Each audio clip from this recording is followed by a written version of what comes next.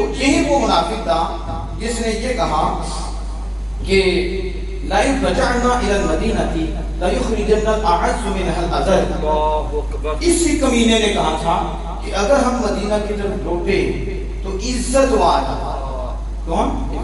عزت والا اس سے ضرور جو زیادہ ذلیل ہے اسے نکالے گا، اور اس نے نبی اکرم صلی اللہ علیہ وسلم کو اذل کہا۔ آپ اندازہ لگاؤ، اس سے پتہ چلا جو کہتا ہے نا واقعی کوئی شے نہیں، یہ منافقین کا پتر ہے۔ کن کا؟ ابا جی کے نقشے قدم پہ چلنا ہے۔ اس کے ابے نے بھی کہا تھا حضور کچھ نہیں، اذل کہا تھا۔ کیا کہا تھا؟ نعوذ باللہ من ذالک۔ وہ قرآن نازل ہوا، اور اللہ، یہ تو حدیث بخاری ہے، قرآن نازل ہوا لَإِن رَجَعْنَا إِلَى الْمَدِينَةِ لَيُخْرِجَنَّ الْأَعَزُّ مِنْهَا الْأَذَلَّ۔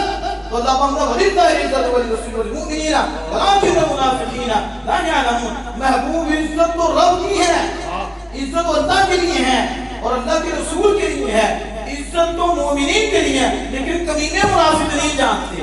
پتہ چلا جو کہتا ہے کہ باپ کوئی شے نہیں، وہ خود کمینہ ہے۔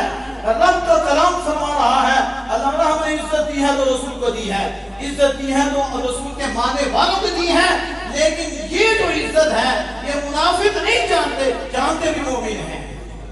پتہ چلا جو عزت نہیں مانتا جاتا وہ منافقوں کی صف میں ہے۔